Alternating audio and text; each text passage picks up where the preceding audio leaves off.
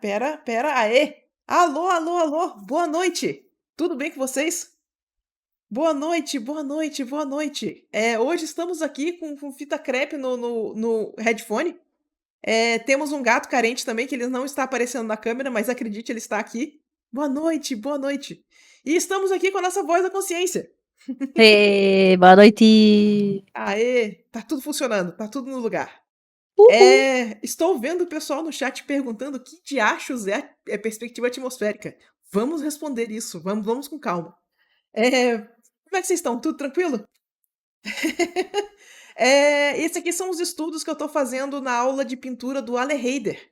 A gente estava fazendo pintura de cenário na paleta Zorn, sem azul, cara. Foi uma aventura. Foi bem divertido. Inclusive, deixa eu mostrar para vocês. Eu dei de fazer um céu saturado. Olha que interessante o céu rosa. Mas ficaram uns estudos interessantes. Eu gostei bastante do resultado. Essa semana a gente vai pintar mar. Vai ser legal. Eu mostro pra vocês. Mas eu quero ver se eu pinto mais a óleo também. Galera, deixa eu avisar o início de live, né? Se vocês gostam do que a gente faz aqui, lembra que vocês podem apoiar o projeto no Apoia-se ou virar membro no YouTube. O que vocês preferirem, o que ficar melhor pra vocês. Tem um gato na frente do microfone, vocês não estão me ouvindo, né?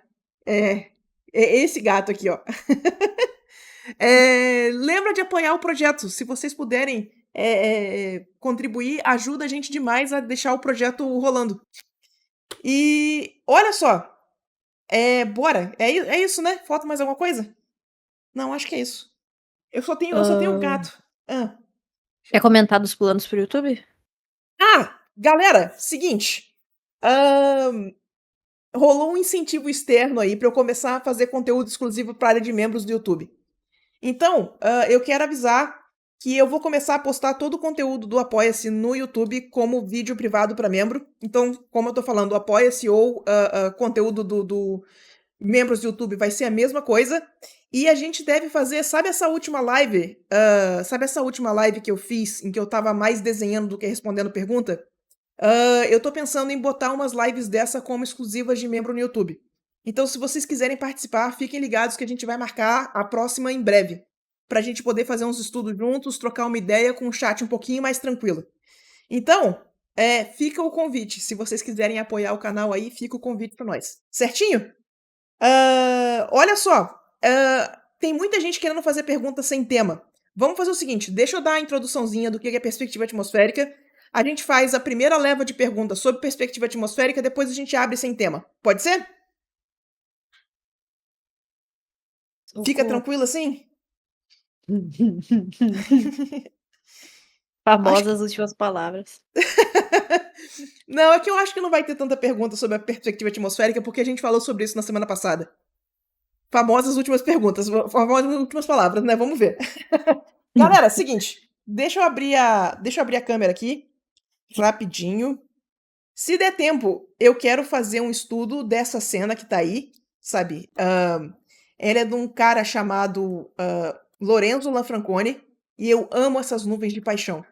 Então eu queria fazer um estudo, mas vamos ver se vai dar tempo, tá? Seguinte, eu quero que vocês... temos um gato de novo. Ih, carinho do queixinho. Seguinte, eu quero que vocês ponderem a... Como é que eu vou falar isso? Eu quero que vocês considerem o ar. Quando a gente pensa no ar, a gente pensa numa coisa transparente, né? A gente pensa numa coisa transparente que nem vidro. E uma das coisas que eu quero que vocês... Espera aí que tem um gato deitado em cima do teclado. E deitado em cima do teclado não vai rolar. Não, gato em cima do teclado não vai rolar. Espera aí. Não é aqui também. Espera aí. Aqui, nós achamos. Pronto, desculpa, gente. Desculpa desculpa o gato não previsto. Seguinte. Ar, né? Quando a gente fala de ar, a gente imagina uma coisa 100% transparente. A outra coisa que a gente... Oi. Comentaram que tá baixo? Tá baixo?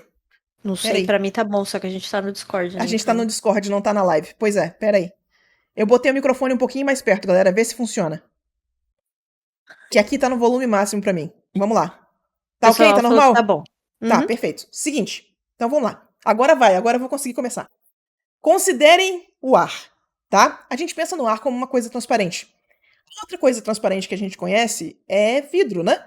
Só que vidro tem uma característica. Se você colocar vidro em camadas o suficiente, você começa a ver a cor do vidro. Sabe quando você pega. É que antigamente tinha um negócio chamado retroprojetor. E retroprojetor tinha as transparências. E aí tinha o pacote de transparências. E você conseguia ver claramente que o pacote de transparências, as transparências tinham cor. Era só você pegar todas ao mesmo tempo. Mas se você pegasse uma só, elas eram bem transparentezinhas, sabe? Então, eu quero que vocês considerem o vidro do mesmo jeito.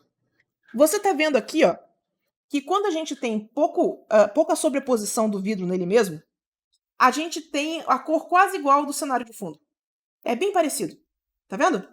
Mas quando o vidro começa a sobrepor nele mesmo. Deixa eu ver, eu tô. Vira um pouquinho pra cá aqui. Isso, pronto. Quando o vidro começa a sobrepor nele mesmo, você começa a ver que a cor desse vidro é azul. Né? Contrastado com um cenário que está bem cinza. Então, o que acontece? Se você sobrepor camadas o suficiente, você começa a ver a cor desse material. Eu quero que vocês comecem a ponderar que o ar é a mesma coisa. Só que o ar, por ele ser bem transparente, tá? Para você conseguir começar a enxergar o ar, você vai precisar de condições especiais. Só que se você tiver essas condições, se você tiver distância o suficiente, você começa a enxergar a diferença que o ar faz, né? Você já viram essas fotos aqui, ó? Essas fotos do planeta Terra? Olha que massa. Nessas fotos, a gente consegue ver claramente a atmosfera, né?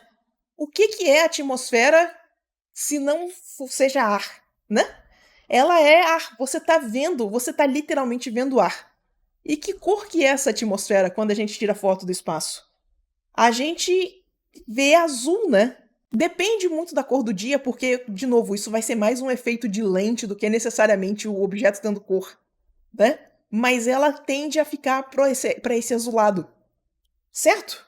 Então é o seguinte, quando vocês considerarem que se você tiver ar o suficiente, se você tiver distância o suficiente do ar, você consegue enxergar o ar, o que isso afeta a gente aqui embaixo, aqui dentro da atmosfera? Olha que legal. Quando a gente tem foto de montanha, deixa eu abrir direto aqui. Isso. Quando a gente tem foto de montanha, quanto mais distante a gente vê, quanto mais distância a gente abre da câmera, mais azul vai ficando. De novo, não é que o ar é azul, tá? É que o ar tende a ser da cor do céu. Esses materiais transparentes, esses materiais que espalham a luz, né? Eles têm essa característica de pegar e fazer esse efeito de cor mesmo. Ele vai pegar a luz que está passando por ele e vai difundir na área. É chamado de luz difusa por causa disso, porque a luz bate e espalha, ela difunde, né? Então, quanto mais distância a gente tem, mais ar a gente vê. Ar entre aspas, tá? Então, você consegue ver que é como se tivesse. A ideia básica é quase como se fosse uma névoa. É quase como se fosse fumaça. Tá? Só que, como o ar é muito mais transparente do que fumaça, você precisa de uma distância muito maior para você começar a ver essa atmosfera. Então, quanto mais distante, mais tende a cor do céu. E como névoa tem essa tendência a clarear as coisas, quanto mais distante, mais claras elas são. Certo? Eu tinha dado essa introdução a essa teoria na última live. Eu quero passar por ela rapidinho aqui de novo. Eu acho que até funcionou na última live, mas só pra gente relembrar, né? Explicado que o ar faz esse efeito, dado esse contexto, lembra das bolinhas que eu mostrei na semana passada? Olha só, estamos aqui. A gente tem 3 esferas, essas esferas estão com um tonal completo. Elas vão desde o preto até o tonal mais claro. Elas vão desde o tonal mais escuro até o tonal mais claro. Se a gente quiser colocar essas esferas em profundidade, se a gente quiser indicar que uma está na frente da outra, a gente tem alguns recursos. o primeiro recurso que a gente tem é sobreposição. Então, a gente sobrepõe essas esferas para elas ficarem uma na frente da outra. Isso aqui é o jeito mais óbvio de você fazer profundidade, tá? Nunca desconsiderem a sobreposição. Sobreposição é importante. Mas, se você quiser aumentar essa sensação de profundidade, o que você faz? A gente começa a aplicar a perspectiva atmosférica. E como que a gente vai aplicar essa perspectiva atmosférica? A gente vai limitar a escala tonal, a forma como ela é aplicada. Então, a esfera que está mais aqui na frente, a gente vai deixá-la com a escala tonal completa. A partir do momento que a gente vai afastando, que a gente vai criando distância, a gente vai limitando a escala tonal de forma que a esfera vai ler como mais clara. A gente vai limitar a quantidade de tons escuros que dá para botar nessa esfera. E aí, quando a gente junta isso com a sobreposição, a gente tem essa sensação de profundidade. Agora a gente tem uma sensação de profundidade com escala. A gente tem essa sensação de profundidade muito maior do que só sobreposição. E aí, se você junta isso com a perspectiva clássica, agora sim você tem a sensação completa de profundidade. Agora a coisa está funcionando. Você sabe que essas esferas são gigantonas só pela indicação da escala tonal, e você sabe que tem uma na frente e tem outra lá atrás, que elas são do mesmo tamanho, que essa diferença de tamanho está acontecendo por causa da perspectiva atmosférica, certo? Então, olha só, vantagem, o poder da perspectiva atmosférica é a gente conseguir colocar essas esferas em profundidades diferentes sem necessariamente precisar alinhar as esferas para a gente mostrar a perspectiva de um ponto de fuga clássica, tá? A gente consegue dar essa sensação que tem coisas lá no fundo com pouco contraste, né, com um contraste mais baixo, e as que estão aqui na frente têm o contraste completo. A gente não depende de mostrar isso alinhadinho, direitinho, para ter essa sensação de profundidade. Consegue ver como é que a gente tem essa sensação de profundidade mesmo? E aí, tem mais um detalhe que eu quero falar para vocês. Lembra que eu falei que o ar difunde a luz? O que acontece? É como se você tivesse... Sabe quando você abre a câmera do celular e a lente está suja e fica tudo meio fora de foco? O ar faz um pouco disso. Então, dependendo de quando você tiver, dependendo da forma como você estiver vendo o ar, dependendo da forma como ele estiver filtrando a luz, a gente pode ter o efeito da luz difundindo em cima dos objetos. Então, se a gente juntar esse efeito com esse efeito que a gente chama de bloom, que é esse brilho da luz, olha como é que a gente tem a sensação realista que essas esferas estão realmente flutuando pelo ar. Olha a diferença, ó. Sem o brilho em volta da fonte de luz, com o brilho em volta da fonte de luz. Olha que massa. Certo? Então, essa é o básico, tá? Eu quero falar a respeito desse negócio do brilho na fonte de luz, porque é o seguinte, ó. Esse efeito causa esse efeito aqui, ó. Tá vendo essa aura vermelha dentro da silhueta do leopardo? Isso é a luz difundindo pelo ar. Isso é um efeito de lente, tá? Isso é um efeito que acontece em volta de foco de luz. E ele é um efeito poderoso para a gente utilizar nas nossas direções de arte. Se a gente quer uma peça mais suave, se a gente quer uma peça mais soft, né? Sabe, pensa aqui comigo, foto de casamento. Sabe aquela estética, foto de 15 anos?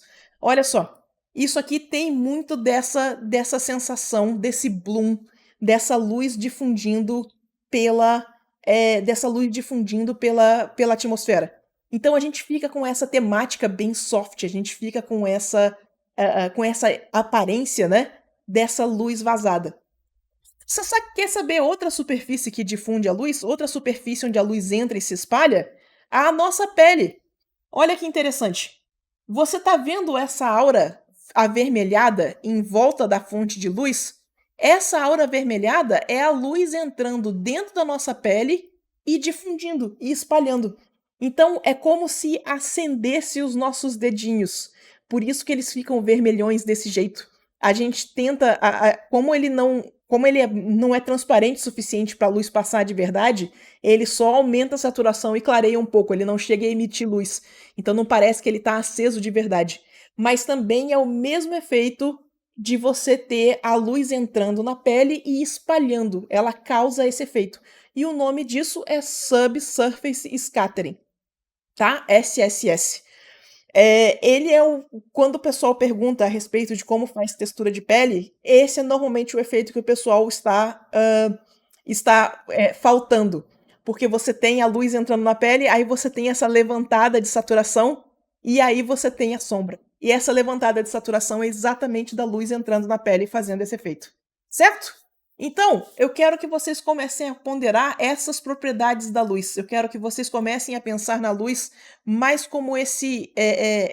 não necessariamente como uma coisa rígida que bate e reflete, mas que ela bate nas coisas e espalha, que ela entra nos objetos e difunde. Então ela tem um pouquinho...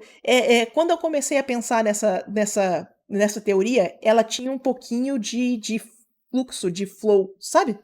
Então, eu gosto muito de pensar nessa forma que a luz bate e espalha nas coisas.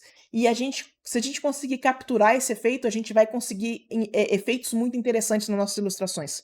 Certo? E aí eu quero mostrar isso aqui acontecendo em situações reais para a gente ter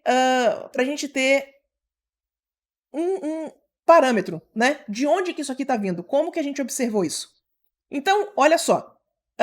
Uma das coisas, um dos princípios disso aqui é o seguinte: se a luz bate nas coisas e espalha, vocês já me ouviram falar aqui algumas vezes que o céu emite luz.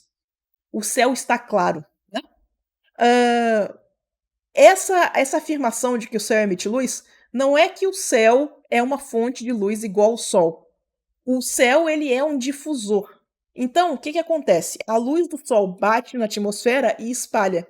E ela espalha forte o suficiente para o céu estar espalhando essa luz e iluminando as suas sombras. E então existe essa hierarquia. Lembra que a gente também falou de hierarquia das fontes de luz na semana passada? A gente tem o sol, que é a nossa fonte de luz principal, e a gente tem a sombra das coisas no sol. A sombra das coisas no sol vai estar iluminado com a luz que está vindo do céu. Então, é uma luz principal, o sol, a luz secundária do céu, que vai dar uma suavizada e uma esfriada nas sombras que a gente está vendo da luz que está vindo do sol. Certo? Bora ver isso acontecendo. Olha que massa. Isso aqui é um panorama. Antigamente tinha uma seção na Wikipédia só de panoramas e eu adorava essa seção. Panoramas são aquelas fotografias extremamente horizontais que o pessoal tira e elas pegam umas profundidades muito legais. Então, olha que interessante.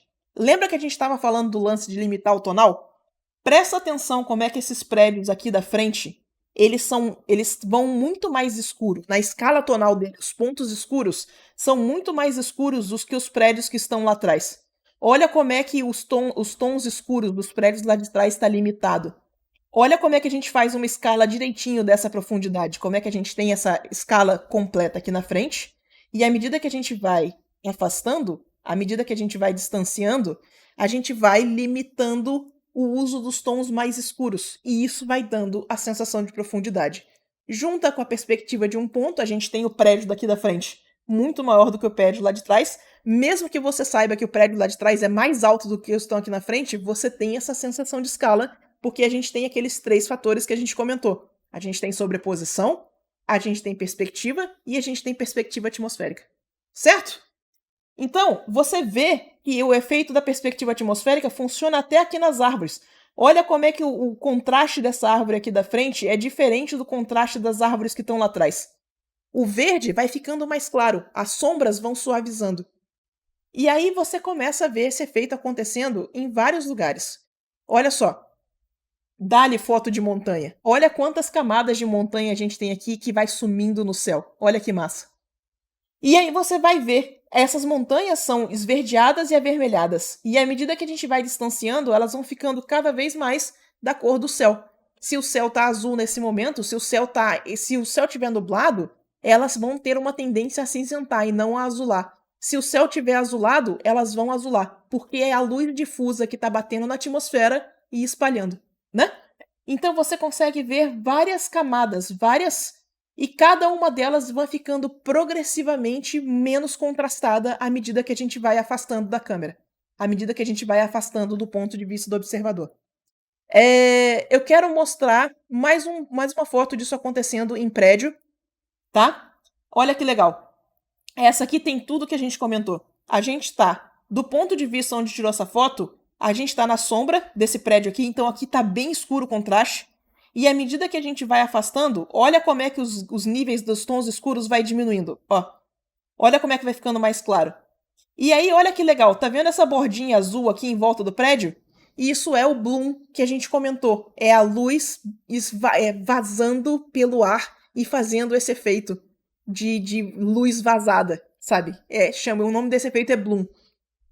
E aí você tem esse efeito de luz vazando em cima da sombra. Fica muito bonito, sabe? Então aqui dá pra você ver desde que você tenha distância o suficiente, você consegue perceber esse efeito. É muito fácil perceber com montanha, porque montanha é muito longe, né? A gente consegue, quando a gente pega uma dessas fotografias de montanha, a gente consegue ver ela bem distante mesmo. Mas é muito interessante ver que isso acontece no prédio também. É um pouco mais sutil, mas se você conseguir distância suficiente, você consegue ver a perspectiva atmosférica dentro da cidade também. Se você pegar uma cidade que nem São Paulo, que ela é bem poluída, tem bastante fumaça, é bem fácil de ver a perspectiva atmosférica. Certo? Olha só, deixa eu pegar mais um exemplo aqui. Olha que show.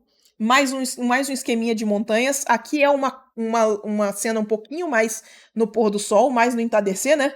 E olha só como é que a gente já tá mudando. Não tá mais aquele azulzão de céu de meio-dia. Já tá um azul mais escuro porque a gente vai tendendo para a cor do céu. Então, se o céu está escurecendo, a perspectiva atmosférica vai escurecendo também. E aí você consegue perceber os vários níveis de profundidade do mesmo jeito. Certo? E aí, olha só. Eu quero mostrar para vocês o outro extremo. Se a gente tem uma cena de noite, como que a gente mantém essa hierarquia? Mesmo de noite, tá? O céu ainda preserva um pouco do brilho dele. Menos na cidade, porque, lembra, o céu é uma luz secundária. Então, se a gente está aqui embaixo e a gente acende uma fonte de luz, essa fonte de luz provavelmente vai ser mais forte do que a luz que a gente está vendo do céu. E isso chama-se poluição luminosa. Sabe essa coisa que você não consegue ver estrela no céu quando você está morando numa cidade de noite? Você não consegue ver as estrelas no céu porque a iluminação da própria cidade é o suficiente para sobrepor a iluminação das estrelas. Então, se você estiver num lugar em que você consiga ter pouca luz o suficiente, você consegue perceber o brilho do céu mesmo à noite. Por questão de hierarquia, a gente sempre marca a linha do horizonte um pouquinho mais clara do que as coisas que estão na frente, mesmo de noite. Então, você vê nesse tipo de foto que a gente tem o que seria a linha do horizonte aqui, ó, mais claro. À medida que vai escurecendo, né, que a gente vai subindo no céu, vai ficando escuro de novo. Mas, no geral, a linha do horizonte a gente costuma marcar como uma coisa mais clara do que a terra que está na frente. Mesmo de noite, certo? Deixa eu mostrar aqui a respeito desse lance de que perspectiva atmosférica tende à cor do céu. Aqui temos outra foto de pôr do sol. E agora o céu tá roxo, ele tá roseado roxo, né? E aí você vê a perspectiva atmosférica colorindo os prédios de roxo. Olha que interessante, olha que massa. E é o mesmo princípio de perspectiva atmosférica que vocês viram acontecer até agora. A gente tem o contraste completo nos prédios aqui na frente. À medida que a gente vai passando para trás, vai perdendo o contraste, né? E a gente tem a coisa da linha do horizonte ser um pouco mais saturada. Aqui a gente consegue ver, ela tá enfumaçada, tá vendo? Isso é uma foto, deixa eu não falar bobagem, isso é uma foto de Londres. A gente consegue ver a poluição da cidade. Se você tiver distância o suficiente, você vê a poluição da cidade. Por isso que a linha do horizonte não está mais clara do que a coisa que está na frente. Porque a poluição da cidade está escurecendo a linha do horizonte. Senão a gente teria aquela divisão mais clarinha da linha do horizonte na frente das coisas que estão na frente, certo? Então vale a pena fazer essa análise, ver esse efeito acontecendo. Mais uma fotinho aqui, só pra gente ver acontecendo em coisas que não é montanha também. Olha só como que a gente constrói. Olha o contraste aqui na frente, essa árvore que tá bem aqui na frente. Olha o contraste completo nela. Olha o contraste completo na vegetação aqui na frente. E à medida que a gente vai afastando, as coisas vão perdendo contraste e tendendo para a cor do céu. Certo? Tá, Sula. Muito massa. Entendi. Consegui ver o trem. Como é que eu uso isso nas minhas ilustrações? Então, lembra quando a gente estava falando sobre composição? Que a gente comentava que a gente a gente precisa controlar os contrastes da nossa imagem para a gente controlar como a imagem vai ser lida. Eu quero mostrar uma ilustração aqui de um artista que eu sigo desde a época do DeviantArt. E eu sou apaixonada nessa arte desse cara, essa arte aqui em especial. Olha como é que ele controla. Deixa eu dar um scroll aqui completo pra galera ver. Olha o carinho escondido aqui na sombra. Tem vários easter eggs nessa arte. Eu amo ela de paixão. Tem uma poção aqui. Enfim, tem coisas escondidas nessa arte. Olha como é que ele controla a perspectiva atmosférica pra gente ter um senso de foco nessa ilustração. Olha que massa. A gente tem a perspectiva atmosférica, né? Mas a grande estrela dessa ilustração ainda é a montanha. Existe essa montanha em Zelda, que ela é uma montanha importante, chamada Death Mountain, a Montanha da Morte. E essa ilustração é sobre a montanha. Então, quando você olha ela inteira, você consegue ver todo aquele controle de contraste que a gente estava comentando, né? As partes aqui da frente com mais contraste, mais escuras. À medida que a gente vai passando para trás, vai clareando. Mas olha como é que à medida que a gente vai chegando na montanha, ele aumenta o contraste dessa região para a gente ter contraste completo aqui. A gente faz um degradê, a gente vai e volta o contraste. Só para ter essa sensação de profundidade. Só para que isso aqui tenha a leitura do jeito que o artista planejou. Então você consegue, desde que você mantenha as hierarquias adequadas, desde que você consiga manter o céu mais claro do que a ilustração, né? O céu mais claro do que o seu objeto na frente, você consegue controlar o contraste para você controlar o seu ponto focal. Então, diferente da fotografia, a gente não está preso a cenários realistas. Então a gente consegue, por exemplo, olha só, isso aqui é o concept art de um jogo das antigas chamado Terra. Eu adoro o concept art desse jogo antes dele virar uma bagunça gráfica. Mas ele tinha umas coisas muito massa. Olha só, você tá vendo as duas tranças dela aqui? Tá vendo como é que a trança de trás está mais clara? É o princípio da perspectiva atmosférica aplicada numa escala muito menor. Eles pegaram e puxaram a profundidade do personagem com perspectiva atmosférica. Eles fazem isso um pouco na perna também. Tá vendo? Consegue ver como é que a trança de trás tem um pouquinho menos de contraste do que a trança da frente? Então você aplica essa coisa que o nosso cérebro está acostumado a reconhecer como profundidade numa escala que não aconteceria, que é um personagem. E você consegue ter esse efeito muito legal de profundidade numa escala muito menor. Então a gente consegue controlar isso na nossa ilustração de uma forma muito massa. E aí entra o terceiro e último tópico que eu quero entrar nessa aula, tá? A partir do momento que a gente começa a entender perspectiva atmosférica, a partir do momento que esse efeito de profundidade faz sentido como controle de contraste, existe esse princípio chamado controle tonal, tá? Eu falei um pouquinho sobre ele na semana passada, falei de alguns artistas que fazem isso muito bem, mas eu quero mostrar isso aqui acontecendo em mais algumas cenas. Então, o que acontece? A gente vai pegar esse princípio da perspectiva atmosférica e a gente vai controlar os contrastes da nossa ilustração de forma que a gente consiga a sensação de profundidade, mesmo em lugares onde a profundidade é pequena. E mais do que isso, a gente consegue usar esse efeito de profundidade para melhorar a leitura das nossas ilustrações. Então, olha que massa isso aqui. Isso aqui é uma peça de um cara chamado Jason Chan. Ele faz altas cartas de Magic, eu gosto muito do trabalho dele. Olha que interessante. A gente tem o arco em volta da imagem, né? Esse arco está em primeiro plano, então ele está mais escuro, ele tem o contraste completo. A gente tem o anjo em si, o personagem, ele tá com contraste completo. E a gente tem o fundo. Você tá vendo que esse fundo, ele não tem distância o suficiente para ter perspectiva atmosférica nele.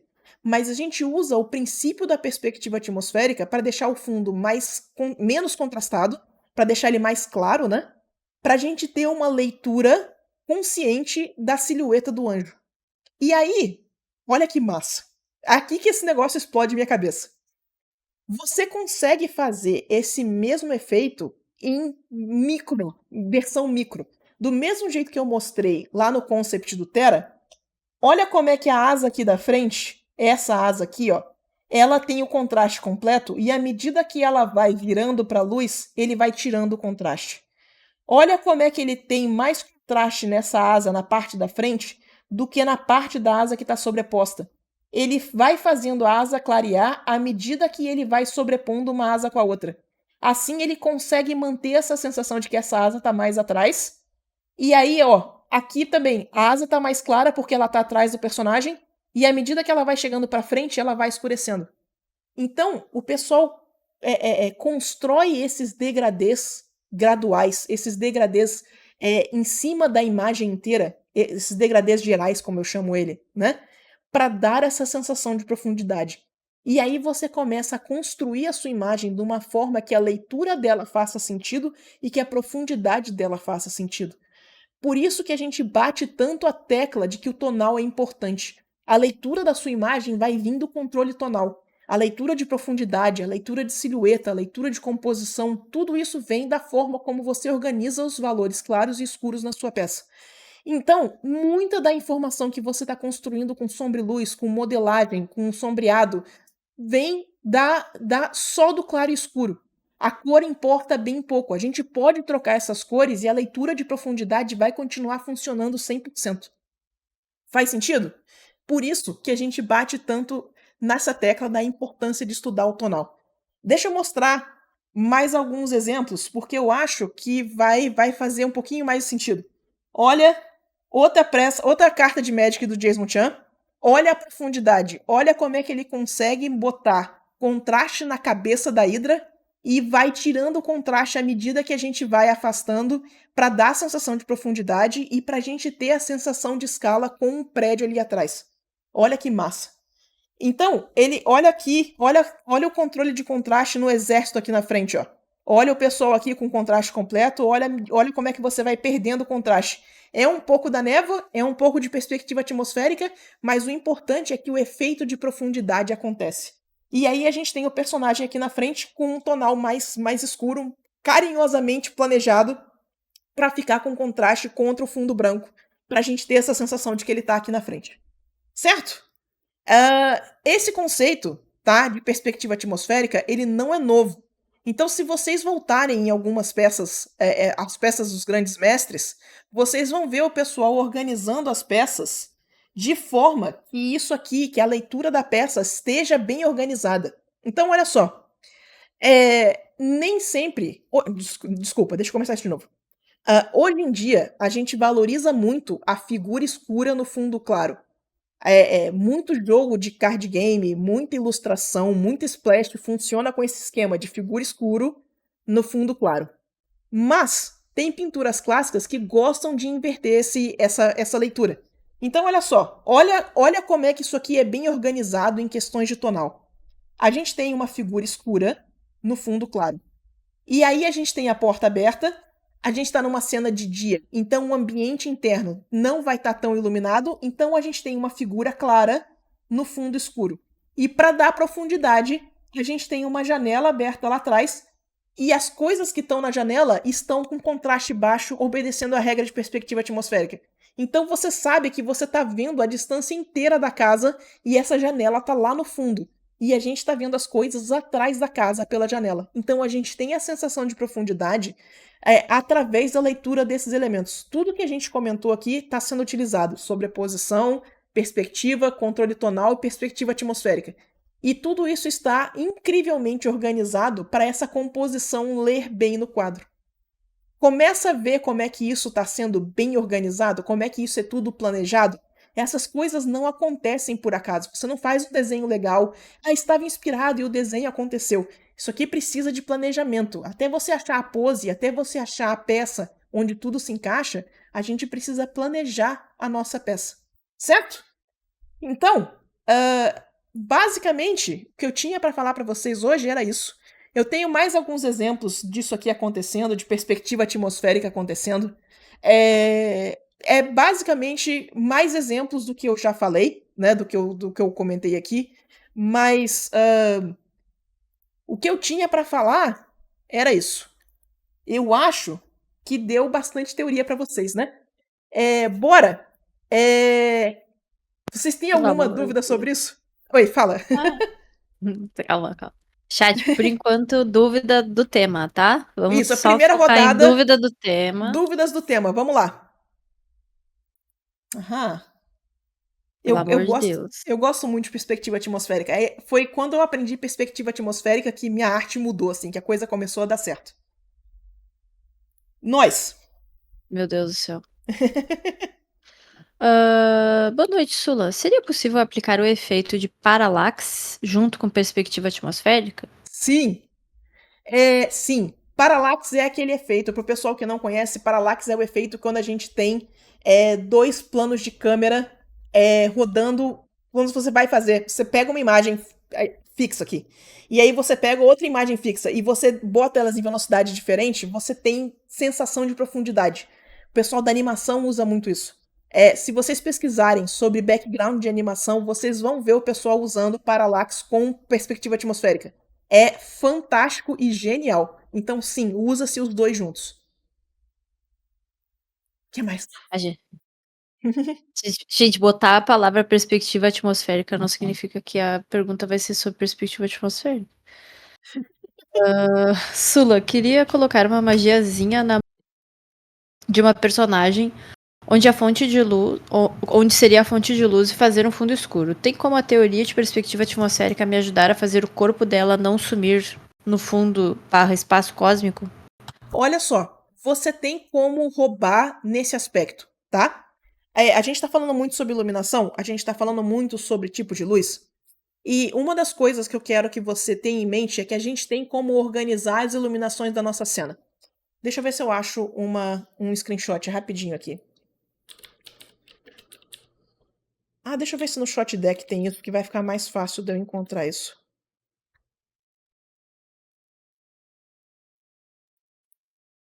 Pera aí que eu quero achar um shot específico aqui. Aham.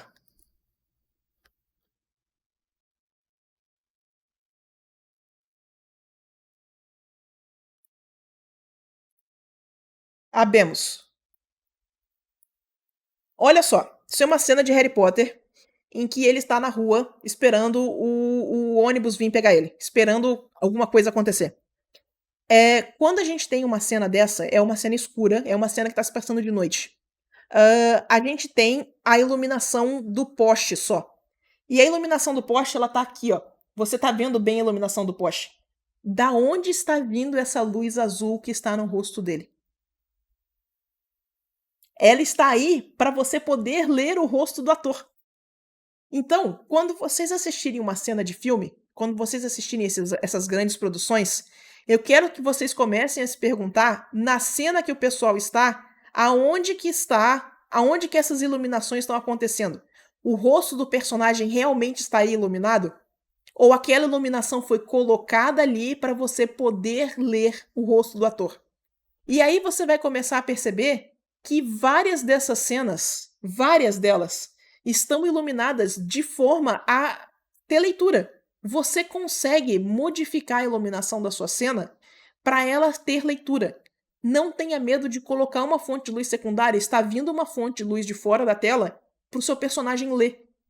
Essa iluminação tem que ser coerente. Você não consegue mudar.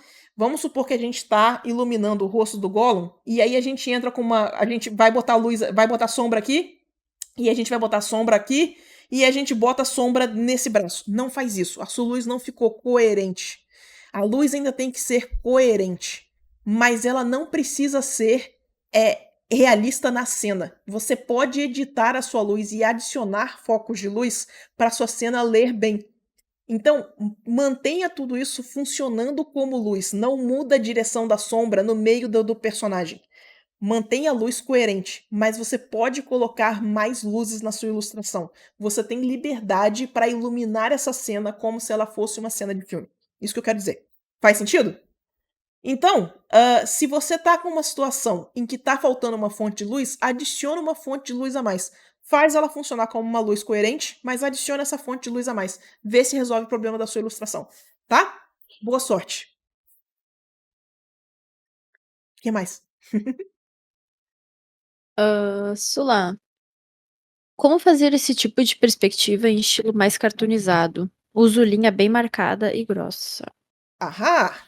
Existe uma disciplina linda, maravilhosa, que a nossa amiga Fernanda Montoni dá cursos fantásticos sobre, que é background para animação. Você tem, você tá trabalhando com estilo cartunzão, tudo, olha que lindo. Você tá trabalhando com estilo cartunzão, tudo 100% sem degradê, olha a perspectiva atmosférica acontecendo aqui do mesmo jeito. Olha a perspectiva atmosférica acontecendo aqui do mesmo jeito. Olha como é que o contraste do objeto... Deixa eu ir no ArtStation dela direto. Aham. Olha que fantástico. Olha o contraste acontecendo. Olha o nosso primeiro plano, o nosso segundo plano, terceiro, quarto. À medida que a gente vai afastando, a escolha de paletas ela é influenciada pela perspectiva atmosférica. Então, mesmo que você esteja trabalhando com um estilo mais simples, mesmo que você esteja trabalhando só com cor chapada, olha a perspectiva atmosférica acontecendo. Olha que delícia. Olha a cena mais distante, olha a perspectiva atmosférica bem clara. Olha como é que a gente tem a parte onde vai ter os personagens com o fundo com menos contraste para os personagens ficarem com a leitura boa, mesmo na frente do cenário. Então a gente está usando esses princípios para a leitura da nossa ilustração ser bem sucedida. Certo? E sigam a Fernanda Montoni. Bora, o que mais? Sei lá. Eu achei essa pergunta muito boa. Como faz a perspectiva atmosférica na água? Nossa, mãe, olha só. Embaixo d'água, no Embaixo caso. d'água. Pera aí. Deixa eu ver o que eu acho aqui, rapidão.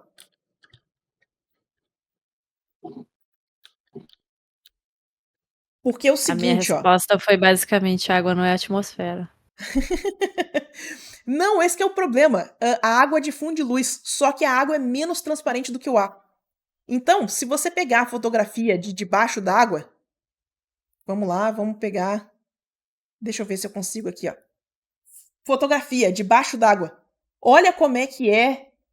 É o mesmo princípio. Só que agora a água tem cor. A água sim tem cor. Sabe? Então, as coisas tendem para essa cor de qual tá a cor da água. Ó. E o efeito da atmosfera é bem menor. É como se o ar fosse muito mais denso. Como se fosse uma névoa muito mais intensa. Tem um vídeo muito legal. Eu não sei se eu vou conseguir encontrar esse vídeo agora. Deixa eu ver aqui.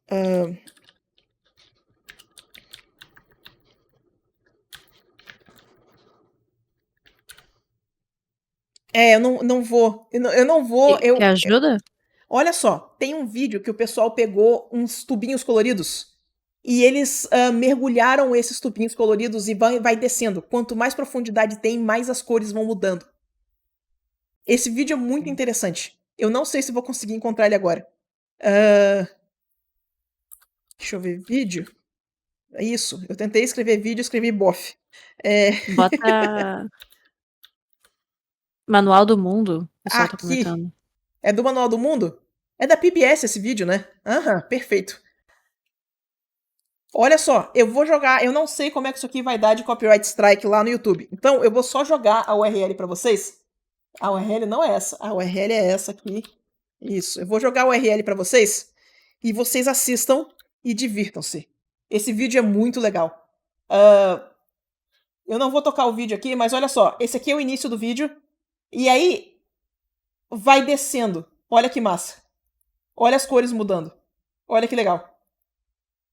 Então, é sim o mesmo princípio da perspectiva atmosférica, só que numa superfície muito mais densa, com uma substância muito mais densa e que tem mais cor do que o céu. Então, ela espere o mesmo efeito, o mesmo princípio, mas muito mais intenso.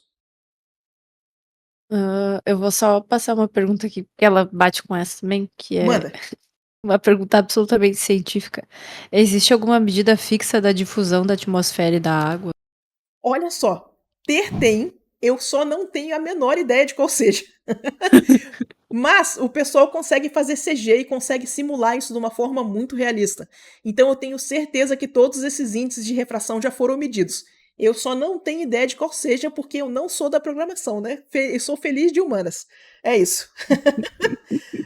Mas existe, o pessoal consegue medir, eles conseguem simular esses efeitos de forma extremamente realista. Então eles sabem, esses valores existem, é só dar uma pesquisada que eu acho que você acredita, eu acredito que você consegue pegar.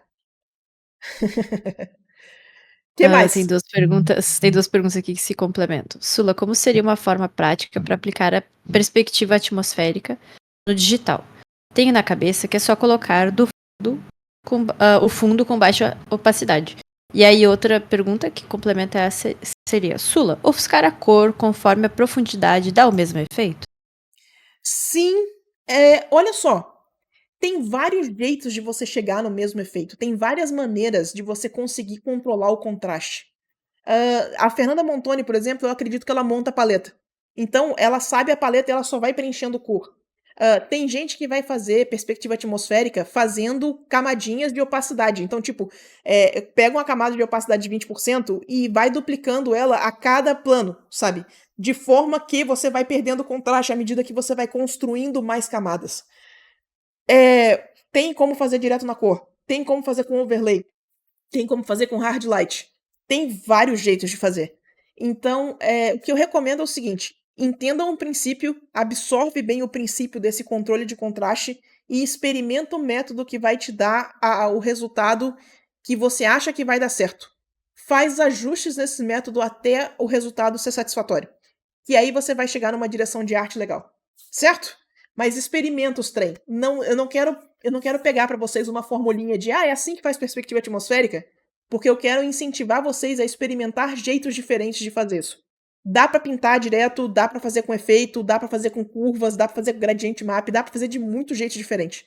Então experimenta vários métodos e vê qual que melhor funciona para o trabalho de vocês. Aprendam a controlar esse contraste mesmo que seja na mão. Eu comentei no início da aula que eu tô fazendo um curso de pintura com o Ale Heider. E o Ale Heider, o grande foco dele é em pintura de plein air. E ele faz perspectiva atmosférica absurdamente bem. As pinturas dele. Pera aí. Deixa eu tietar o Ale Heider aqui rapidão.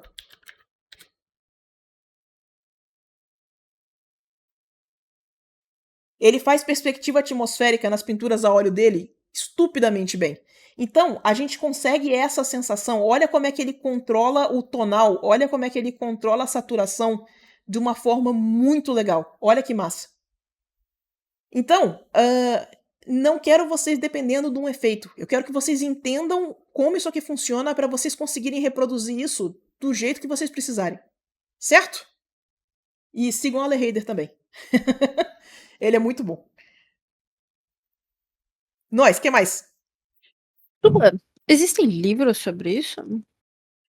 Cara, boa pergunta. Eu não sei se tem um livro só sobre isso. Isso costuma ser um capítulo dentro de livros que falam de iluminação, dentro de livro que fala de cor e luz. Mas livros de cor e luz costumam falar sobre esse assunto, sabe? Isso aqui é uma aula dentro de um contexto maior de você entender pintando coisas com perspectiva, sabe? Então ela é só mais um exemplo, ela é só mais um tópico dentro de um tópico maior. Então eu sei que o livro Color and Light do James Gurney fala sobre isso. Tem um livro também chamado Color and Light, que é uma esfera branca a capa dele. Ele também tem um capítulo sobre isso. O Master in Color, do Artist Master Series, também tem um capítulo sobre isso. Mas é um capítulo dentro de um livro maior. Eu acho que não tem um livro só sobre isso, não. O que mais? Talvez algum livro de fotografia? O livro de fotografia talvez cubra esse tipo de coisa. Em fotografia, o nome do efeito é Bloom. B-L-O-O-M. Bloom. Procura por Bloom Fotografia, Photography, né? Que vocês vão achar bastante coisa sobre esse efeito. Que é o lance da luz vazando pelo ar. É massa. Sula, como fazer perspectiva atmosférica em uma cena sem luz, tipo uma floresta à noite? Olha só, essa pergunta é interessante, porque lá muito tempo atrás, lá nos meus fóruns, a galera perguntou como que você faria perspectiva atmosférica num lugar que não tem atmosfera. Então o grande lance não é a luz, o grande lance é o ar. Se você for pintar uma cena na lua, Um dos motivos pelo qual o pessoal fala até hoje que as fotos da Lua são fake, galera, é porque não tem atmosfera na Lua, não tem perspectiva atmosférica lá. Então a luz se comporta de um jeito diferente, parece pequenininho, parece um estúdio, mas é porque não tem atmosfera na Lua, então não tem luz difusa para fazer a iluminação secundária. As sombras são super cortadinhas por causa disso. Depois procura as fotografias da Lua e olha por ela a ótica da falta de perspectiva atmosférica que vai fazer muito mais sentido. Dentro da floresta de noite, tá? Você tem algumas opções. Se for uma floresta 100% escura, você vai querer fazer meio filme de terror, cena escura, só os blobs verdes aparecendo quando você tiver a luz da câmera batendo direto neles, sabe? De resto, quando você tem uma cena mais lúdica, quando você tem uma cena mais ilustração fantasia mesmo, eu vou dizer até Hearthstone, acho que Magic também, sabe? Hã, espera aí. Pior que eu não tô conseguindo lembrar de nenhum efeito agora. Mas, putz, tá cheio de IA você procurar essas coisas. É inferno. Mas a ideia é essa aqui, ó. O pessoal costuma pintar mais a névoa aqui, ó. Se você for fazer realmente escura, do jeito que a câmera não enxerga, é isso aqui que você vai ver. As coisas vão sumindo no preto. Vai sumindo no breu, sabe? Fica bem estética de filme de terror. Se você for fazer uma coisa mais fantasy, você vai ver uma coisa um pouquinho mais assim, ó. As coisas vão sumir num azul escuro. E aí a gente vai ter silhuetas nesse azul escuro. Costuma ser uma estética mais ilustração de fantasy, sabe? Deixa eu ver, deixa eu. Pera aí, rapidinho, que eu acho que eu lembrei de um exemplo aqui.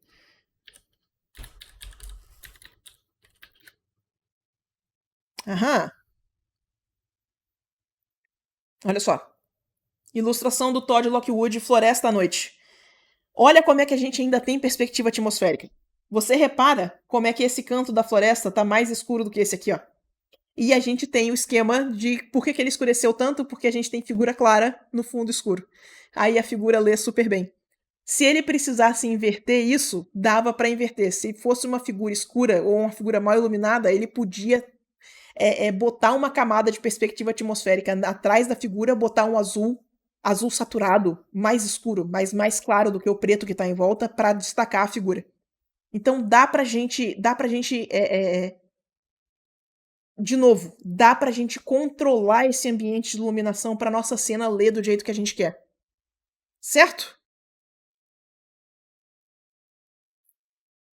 Ó, o Todd Lockwood tem umas florestas escuras bem legais. Falando nisso, né? Hum. Olha só, deixa eu botar mais um exemplo aqui, ó, só pra gente ter. Não é floresta, é caverna, mas olha só o esquema que a gente tá comentando. Agora é uma figura escura, né? É o Drizzt, e ele tá numa caverna. E aí o que, que a gente faz? A gente faz o fundo da caverna ir pra luz, ó. De forma que a gente tenha figura escura no fundo claro. E aí você vê que essa. Olha só, olha como é que é intencional o fundo claro aqui. Olha como é que ele costuma fazer essa solução para as ilustrações do Drizzt. Bem na cara de pau, ó. Olha o fundo claro. Olha a composição para a gente ter o fundo claro. Tá vendo? Então, quando você começa a entender que isso é uma composição, que isso é um jeito de você organizar a imagem, começa a ficar bem mais óbvio como é que o pessoal olha a aura clara em volta dos personagens, ó, pra gente poder ler os personagens. Personagem escuro no fundo claro. Começa a ficar bem mais óbvio como é que a gente organiza a imagem para essa imagem ler do jeito que a gente quer. O que mais? Pessoal, algumas galera comentou que tinha travado um pouco a live, mas aqui não travou. Então, não sei. Espero que esteja tudo bem. Aqui Uhum. não deu, aqui não deu aviso que estava com conexão instável não. Eu acho que é do lado deles mesmo. Da Twitch, Tá, no caso, né? Não, sim. do nosso. Sula, tem como Oi. misturar perspectiva atmosférica com blur pra dar mais profundidade? Tem, vai fundo, divirta-se. Blur, motion blur, controle de borda, funciona bem que é uma beleza. Só vai fundo, divirta-se. Pincelzinho texturizado, é uma delícia, vai fundo.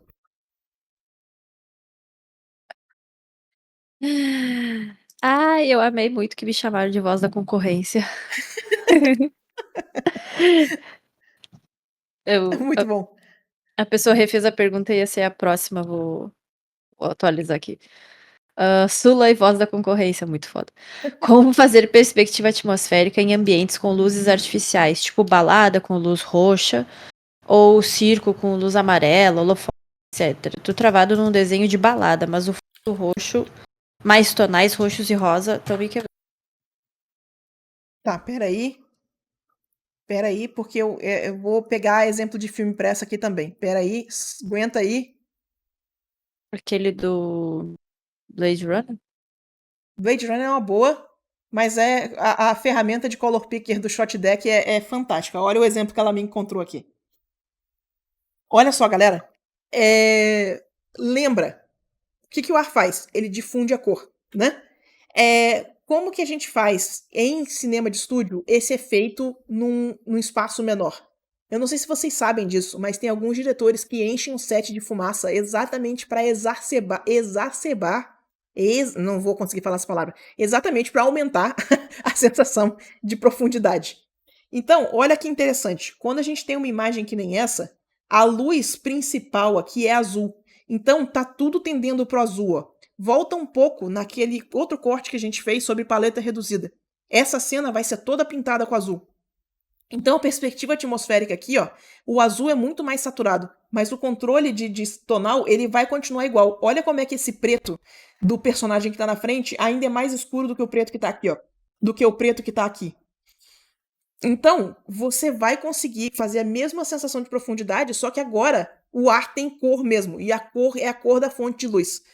Você vai, deixa a luz influenciar a perspectiva atmosférica que vai dar certo. Outra coisa, deixa eu só dar essa dica aqui também, que ela é muito boa.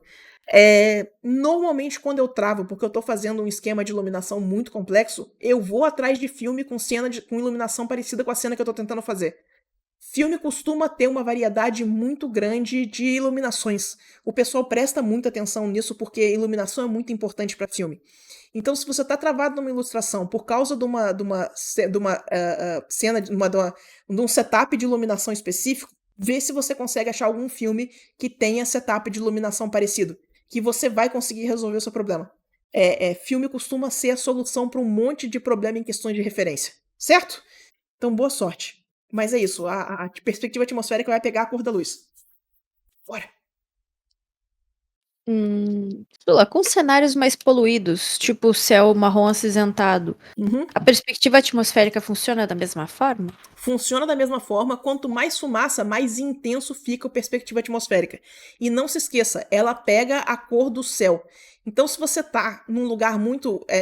Se você tá num lugar muito enevoado, se você tá num lugar muito poluído, vai ficar tudo cinza.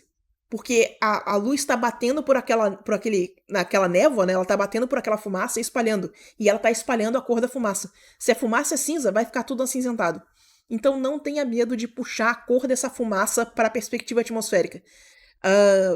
Quando me explicaram isso a primeira vez, eu acho um efeito um pouquinho mais complicado de explicar desse jeito, mas talvez seja um exemplo bom para vocês terem na cabeça de vocês.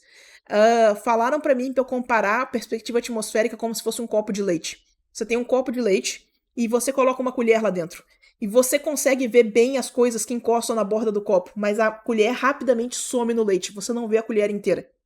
Então, quando você vai pintar fumaça, lembra dessa coisa do leite, sabe? É leitoso, é mais opaco, é mais denso. E essa densidade é o que vai vender a sensação de fumaça, certo?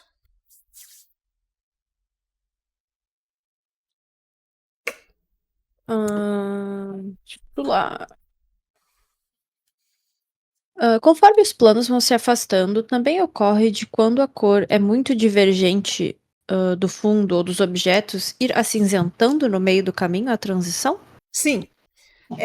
Normalmente, tá? Acinzenta primeiro e depois tende para a cor do céu. Se tiver distância o suficiente, vai ficar. Se a gente tiver. Vou falar azul por causa que normalmente essa situação a gente está vendo de dia numa distância muito grande.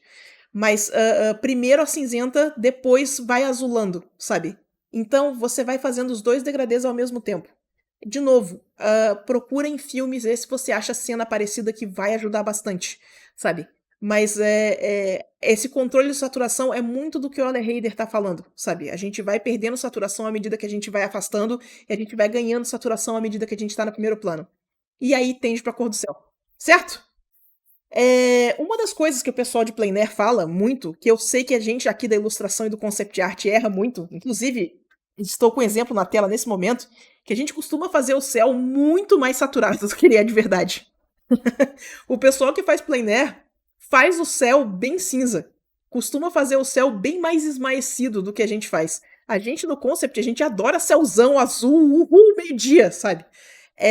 Então, esse lance de tender a cor do céu normalmente é tender muito ao acinzentado, não necessariamente ao azulzão ciano igual a gente gosta. Use referência. Que mais? Boa noite, Sula. Enquanto você estava explicando perspectiva atmosférica, só me veio na cabeça os cenários do Zereth Mortis de Wall. Aquilo também se encaixa em perspectiva atmosférica? Eu não conheço. Como é que escreve isso? Ah, Sula, peraí que eu vou buscar aqui pra tu e te Peraí, por mando o link. favor. É uma zona de Warcraft, Sula. É uma Zereth zona. Mortis. Tá. Creio que.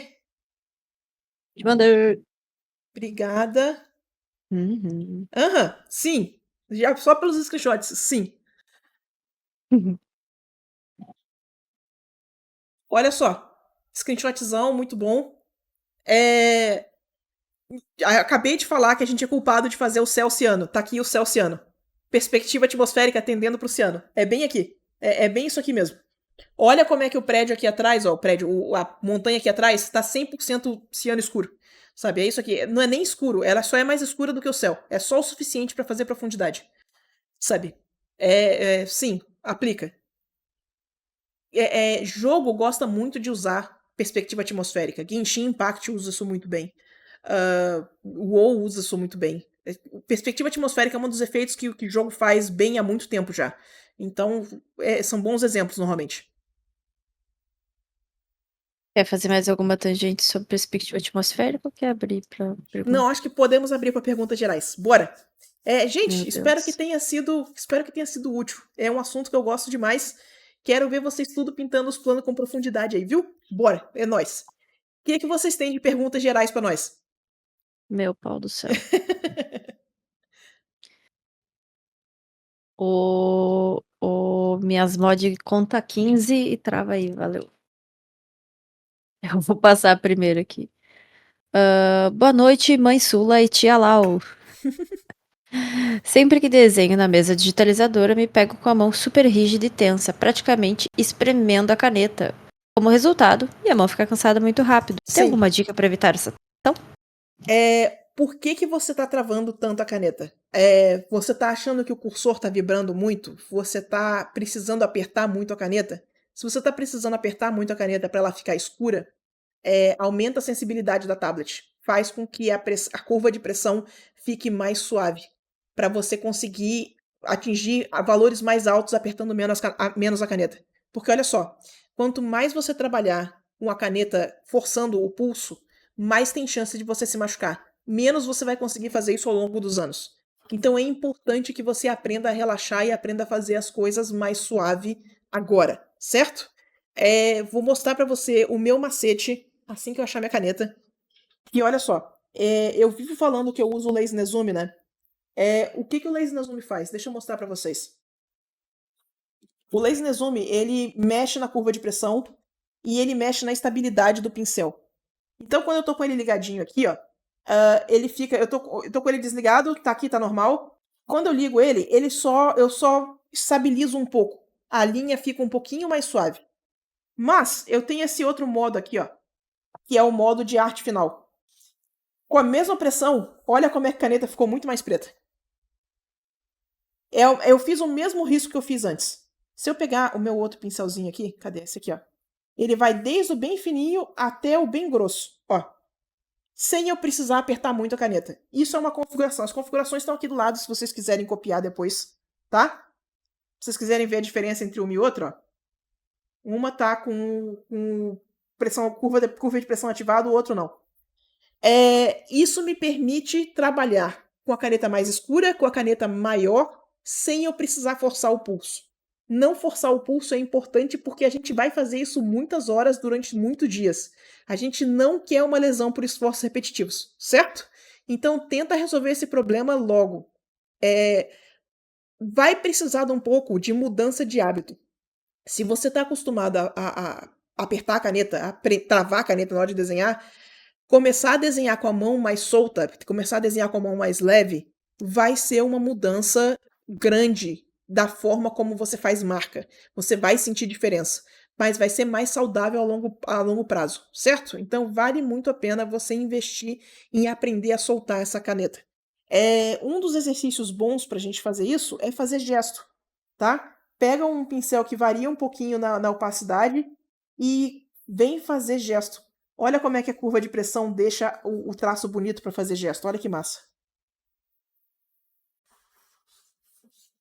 Eu gosto muito desse setting para fazer arte final, para fazer linha no geral. Então, sabe, aprende a fazer a linha mais longa, aprende a fazer a linha mais solta, que vai te dar um desenho mais bonito no geral, sabe? Então é uma disciplina que vale a pena investir em, certo? Boa sorte, não se machuca. Se tudo der certo, a gente vai refazer, a gente vai ter a versão 2 da nossa live com um fisioterapeuta aqui, pra gente poder falar a respeito de bons hábitos pra gente cuidar dos nossos pulsos. Então, em breve, em breve. Bora, o que mais? Boa noite, Sula e mensageira das artes. KKK. Queria saber se vocês fizeram faculdade de artes. Eu quero cursar artes visuais, gosto muito da área, mas tenho medo de não conseguir estudar o desenho em si. Acham que dá pra balancear? Isso Dá é pra algo que balancear. ocorre comigo, mas estou trabalhando nisso. Além disso, se já fizeram, como foi a sua experiência? Eu sou fugida da faculdade de design. Eu fiz a faculdade de design inteiro, mas quando eu estava no final do curso de design, eu recebi uma proposta de emprego e me mudei de estado e eu nunca consegui entregar meu TCC. Então eu fiz o curso de design inteiro, me mudei para trabalhar e nunca voltei. Então eu não tenho diploma, eu estou aqui no meu ensino superior completo.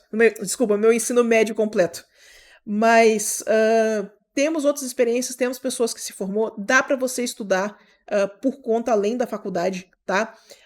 Faculdade, a gente não tem uma faculdade voltada para ilustração, isso é uma coisa que falta aqui.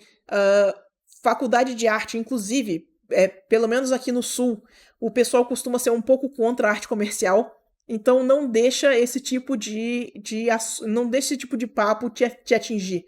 A gente consegue trabalhar com desenho sem problema nenhum, sabe? Fazer arte por dinheiro não é uma coisa ruim. Não deixa o pessoal te convencer do contrário. É só isso. Dá pra fazer os dois sim, sem problema. Eu sou formada em design e sei lá, eu tenho um irmão que acabou de entrar na faculdade e eu só falei pra ele, não siga o exemplo da sua irmã, faça uma faculdade que vai te dar dinheiro. Desenho pode ser hobby. É que se eu não fizesse design, eu ia ter feito filosofia. Então, eu não sei fazer dinheiro, é isso. TLDR é isso. O que mais? Stulan, como fazer linhas finas e grossas se não tem a mão fraca? Acho que tu acabou de explicar sobre isso, né? Sim. O jeito gambiarra fantástico, Lazy Nezumi. Galera, o Lazy Nezumi tem preço especial para quem tá no Brasil, tá? Ele é pagamento uma vez só. Não é mensalidade, não é assinatura. Ele funciona em vários programas. Ele funciona no Clip Studio, funciona no Sai, funciona no Photoshop, sabe? Então você consegue arrastar ele para ele funcionar em vários aplicativos diferentes. E tem um cupomzinho meu. Se vocês quiserem, o meu link de afiliado tá lá, sabe? É um programa que eu super recomendo. A gente pode depois fazer uma live explicando mais sobre Lazy Nezumi. Mas, tá? O jeito que eu recomendo é esse lance da curva de pressão. O Clip Studio tem alguns efeitos de pressão que você pode mexer aqui, mas eu acho os controles do Lazy Nezumi um pouco mais complexos, um pouco mais completos, sabe? Então, minha recomendação é realmente o Lazy Nezumi, certo? Mas caso contrário, cutuca as funções de curva de pressão no seu software de preferência. Photoshop não tem. Mas outros programas têm. Então dá uma mexidinha nisso que você vai gostar mais do resultado.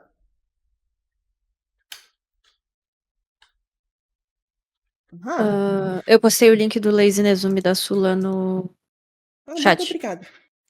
Uhul. Boa noite, Sula. Estava vendo alguns trabalhos com o nanquim no tradicional de alguns artistas. E não deixo de pensar que meus desenhos no tradicional são horríveis comparados ao digital. Na minha cabeça, tenho a ideia de que se não souber desenhar bem no tradicional, não sei, entre aspas, realmente desenhar bem. O que você pensa sobre isso? Esse pensamento é válido ou é um preconceito da minha cabeça? Meu Deus, ainda bem que comecei a desenhar, porque essa resposta vai ser longa. Vamos lá. Isso aí vai entrar muito no mérito se arte digital é arte de verdade. Que no início da arte digital isso era uma coisa muito debatida. Era uma coisa que eu via muito o pessoal comentar que arte digital era roubo, porque é muito mais fácil você traçar em cima de uma fotografia, de você usar a fotografia no trabalho. É muito mais fácil de você corrigir um erro. As ferramentas digitais são muito mais permissivas. Elas são muito mais. É muito mais fácil mesmo de você corrigir, modificar, sabe? É como se a peça do digital ela fosse mais volátil. E, honestamente, hoje em dia eu olho para trás nesse discurso, nessa discussão toda, né? E eu vejo um pouco de ingenuidade na discussão em si. Essa discussão ela é muito mais válida agora em tempos de inteligência artificial. Porque a inteligência artificial realmente tirou qualquer habilidade da discussão. A inteligência artificial virou, você escreve palavrinhas e aí você tem uma figurinha do outro lado, sabe? E a arte digital nunca foi isso. A arte digital você ainda precisava aprender o conceito de direção de arte, você ainda precisava aprender a controlar cor, você ainda precisava aprender conceitos que você usa em arte de verdade, entre várias aspas, sabe? Para você ser bem sucedido em arte digital, apesar da arte ser mais permissiva, você ainda tinha que dominar vários assuntos. E aí veio esse paradoxo, né, que a curva de qualidade do pessoal que faz arte digital aumentou muito nos últimos 20 anos. Eh, no geral, o que eu vejo de nível do pessoal iniciante hoje em dia é um nível muito mais alto do que eu via quando eu estava começando, sabe? Se você voltar para as coisas que eram publicadas na década de 80, na década de 70, você vai ver como é que o nível da arte comercial era muito menor. A gente é muito mais exigente hoje em dia, a gente é muito, sabe? Então como é que você tira o mérito da arte digital se ela conseguiu puxar o nível da arte tão para cima desse jeito? É, é um, ainda vai depender um tanto de opinião. Vai ter gente que vai falar para você que a única arte de verdade é a arte feita no papel, feita na mão, sabe? E eu venho o meu ponto de vista nisso, e diga-se de passagem, é só o meu ponto de vista, é só a minha opinião sobre isso, ela é ela é um pouco contaminada, porque eu tenho me divertido demais no tradicional. É muito legal ver tudo isso que eu pratiquei no digital, todos esses fundamentos, todos esses conceitos sendo aplicados no tradicional e ver o tradicional dar certo.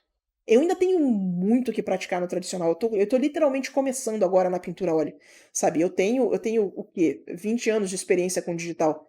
Até eu chegar nessa experiência no tradicional vai demorar. Eu acabei de começar a tradicional, sabe? Eu tô fazendo tradicional há 3 anos, se tiver tudo isso.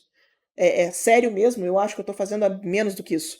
Então, eu acho que aprender tradicional é uma experiência válida, é uma experiência muito rica, mas eu não consigo, de maneira nenhuma, tirar o mérito da arte digital. E aí, dito isso, quando você passa para o tradicional, a parte da dificuldade que você está sentindo, tá? É realmente da mudança de mídia, tá? Eu vejo muito da dificuldade que o pessoal vem, tipo, o pessoal aprende a fazer aquarela na mão. E aí fala: "Vou aprender digital. Quero pintar no digital igual eu faço aquarela no tradicional". Não vai funcionar, são meios diferentes.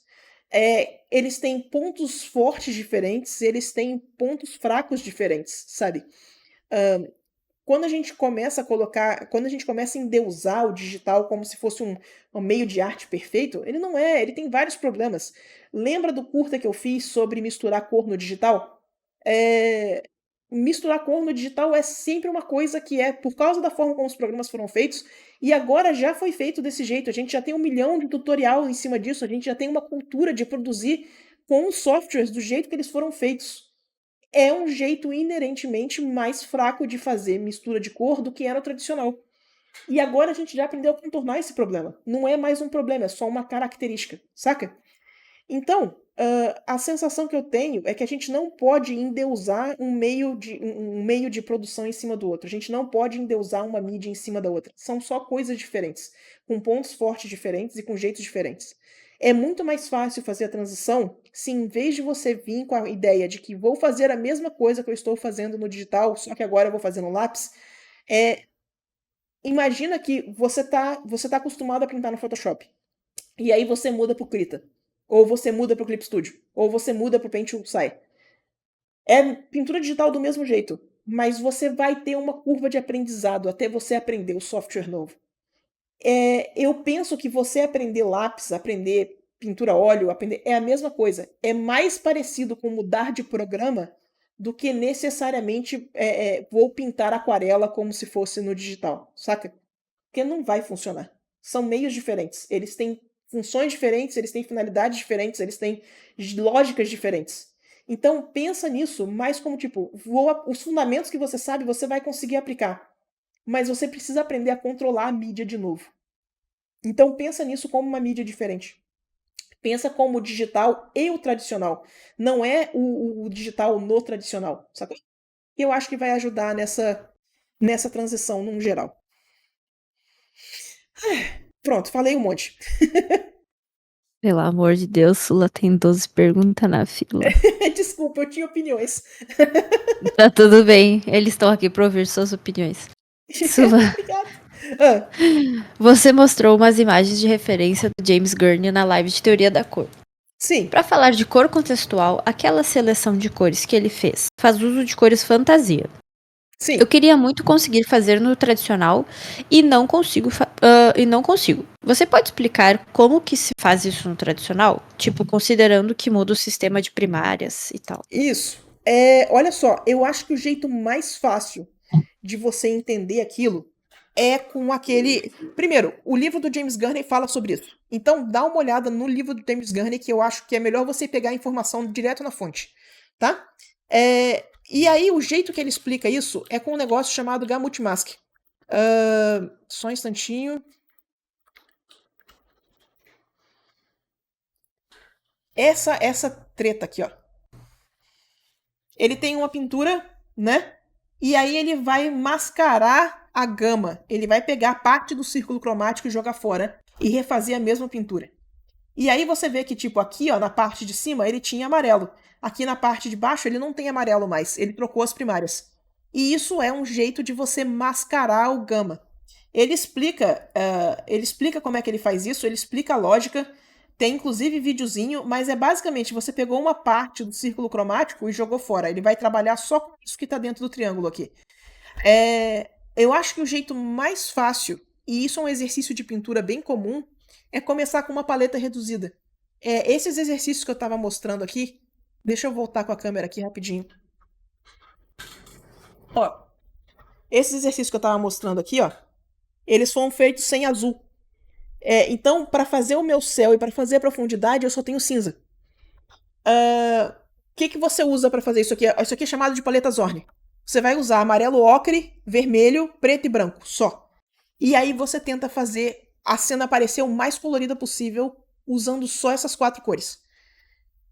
Então, começa pelos exercícios de paleta Zorn, que vai ser um exercício excelente para você começar. E aí, troca a paleta. Troca as 2 cores que você pode usar, que vai dar um resultado massa. Nice. O que mais? É bem engraçado que às vezes eu vou falar, daí o RGB do microfone tá vermelho, daí eu tô mutada? Não tô. Enfim. Eu desanimei do ponto de dar uma pausa por meses na arte. Meu problema é que eu não consigo imaginar as formas simples em pessoas e animais para estudar poses tipo figure drawing, mesmo com referências diretas. Você tem alguma dica de como criar esses formatos low poly?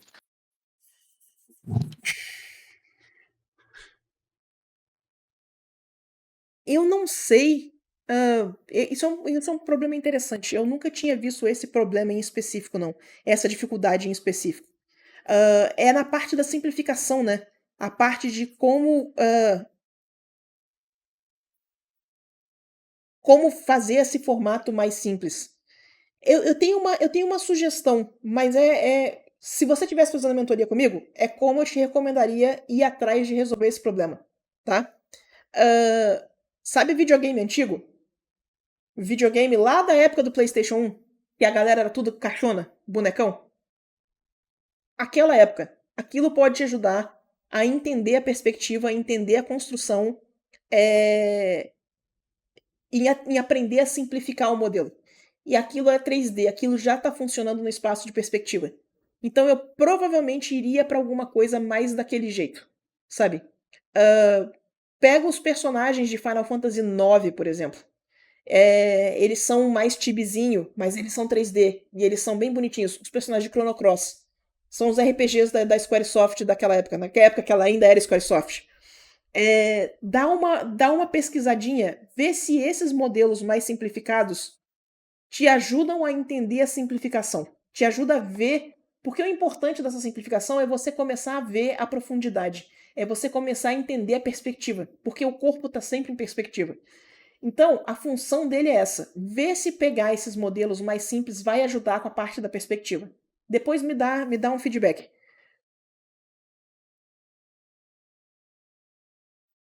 Sula, sinto que de tempos em tempos acontece algum momento em que eu me apaixono por arte de novo. Seja enquanto eu desenho ou quando termino algo que me orgulho. Qual foi o momento recente que você se apaixonou novamente por arte? Cara, boa pergunta. Olha só, eu acabei de terminar uma peça que eu tô insanamente orgulhosa dela. Eu fazia. É que não é nem orgulhosa a palavra, eu estou satisfeita com uma peça. Você sabe há quantos anos eu não ficava satisfeita com uma peça? Eu fiquei muito feliz com ela. Foi essa peça que eu postei recentemente. Deixa eu mostrá-la aqui. Deixa eu mostrá-la, inclusive, no Instagram, porque é pra vocês ir lá dar like, tá? Eu preciso de like. É essa peça aqui, ó. Eu tava fazendo ela na live extra secreta, sabe? E cada vez que isso acontece, é cada vez mais raro a gente estar satisfeita com a peça, sabe? Cada vez que isso acontece, eu me reapaixono um pouquinho mais por arte. Mas eu tenho momentos em que eu olho uma peça, eu olho uma cena, eu assisto uma cena de filme e eu vejo que a minha capacidade de decodificar aquilo, entender uma metáfora, entender um uso de câmera, me deu uma capacidade maior de compreensão daquela cena, daquela imagem, daquela ilustração. E esses momentos eu me apaixono por arte hardcore, assim. Eu sinto que eu sou melhor comunicadora quando isso acontece, sabe? E é uma sensação sempre muito gostosa quando você tem essa sensação, sabe? É muito bom. Ah, assistindo Severance agora. Severance é uma série que usa muito. Ele usa muito visual para contar a história. E é muito Uhum. massa você ver essa capacidade de leitura, porque a gente sabe quando uma composição é intencional, quando é para chamar a atenção de uma coisa específica, quando é para um personagem se sentir preso, quando é para o personagem se sentir diminuído. Pega a abertura de Severance, de Ruptura, né? E analisa Uhum. ela com composição. E você vai ver que massa que é a experiência de leitura. Então, sim, arte é um negócio muito massa. Eu 100% sou nerd, galera. É muito boa a série. Sula, eu lembro que eu senti de ti visto de fora quando tu Aham. descobriu os gays chineses também rolou um Nossa, momento sim, cara. em que tu tava tipo, meu Deus, eu amo desenhar de novo. Sim. Quando a gente se conecta com alguma coisa, quando a gente se apaixona pela mídia, se apaixona por alguma coisa, fica muito bom, fica muito fácil produzir, sabe? E são esses momentos, é por esses momentos que eu vivo, pô, sabe? ali no cantinho, não tá na câmera, eu tenho um armarinho, e dentro desse armarinho tem vários adesivos colados. E esses adesivos são coisas que foram importantes, foram viagens que eu fiz, tem uma marca de pincel chamada Rosemary, o Rosemary tem um adesivinho, e eu tenho o adesivinho da Rosemary lá, então são coisas importantes pra minha jornada artística. E o principal, o adesivo bem do meio, assim, é um adesivo de uma menina servindo chá, e ela tá escrito assim, ó: "Você não consegue servir de um bule vazio". Então, consumir arte, se apaixonar por arte, deixar as coisas te influenciar, deixa as coisas te causarem emoções. Eu sinto muito que a nossa cultura, principalmente quando a gente começa a falar de uma coisa um pouco mais corporativa, uma coisa um pouco mais masculina, eu sinto muito que tem um incentivo grande para você consumir as coisas distante. Você nunca pode se apaixonar por nada, você nunca pode se deixar impressionar, você nunca pode se deixar envolver. E isso é um jeito muito sem graça de consumir arte. Deixa as coisas te influenciarem, sabe? Deixa você se apaixonar pelas coisas. Inclusive nesse momento em que as pessoas fandom, né? Eu sou do fandom. Dentro do fandom tá rolando um discurso muito complicado que se você gosta de coisas problemáticas, você é um predador. E eu tô vendo muita gente sair do fandom e tirar uma parte da vida das pessoas que era muito positiva por causa desse tipo de conversa, sabe? Se você gosta de história, você é só uma pessoa que gosta de história, não significa que você é uma pessoa ruim. Essa treta que aconteceu com o Neil Gaiman agora também, sabe? As pessoas veem. Porque o Neil Gaiman é uma pessoa ruim, as pessoas vêm tentando justificar que a arte que ele fez é uma arte ruim. Então, se você gosta da arte dele, você é uma pessoa ruim de tabela.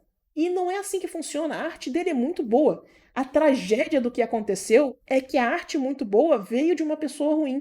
E a gente precisa lidar com essa realidade, sabe? Então a gente precisa deixar as coisas nos afetarem, a gente precisa correr o risco da gente gostar de coisas que não são perfeitamente morais. Mas enfim, isso é papo para outra live. Eu tenho opiniões. Oh, Deus, tá acabando o tempo. Tá. Sula, eu venho eu venho desenhando bastante nos últimos dias. E eu aí? desenho bastante pessoas. E percebi que tudo parece fora do lugar ou que não faz sentido.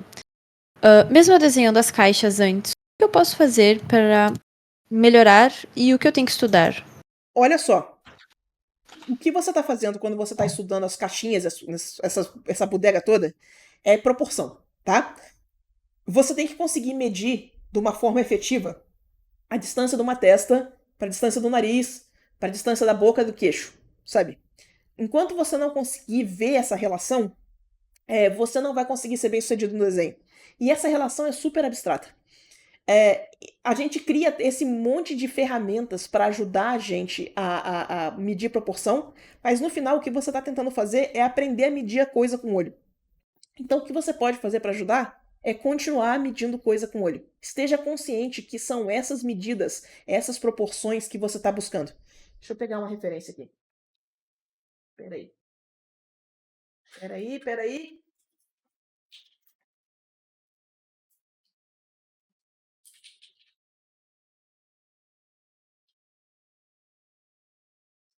Uhum. Olha só. Olha só. Quando você está fazendo um estudo, quando a gente está pegando uma cena dessa e a gente está fazendo um estudo, a gente costuma vir aqui e tentar copiar. Aqui tem um braço, né? Aqui tem na verdade, aqui é o braço, ali é o antebraço, aí tem a mão. E quando a gente tenta copiar a coisa em si, a medida costuma ficar muito ruim. A medida costuma ficar completamente fora. Então, o que a gente começa a recomendar é o seguinte: aprenda a medir essas distâncias aqui, ó. Imagina esse triângulo. Quando você desenhou essa silhueta, esse triângulo tá igual na sua silhueta ou ele tá um triângulo mais pontudo? Ou ele tá um triângulo mais achatado? Se o triângulo tiver parecido, você está conseguindo reproduzir essa cena bem.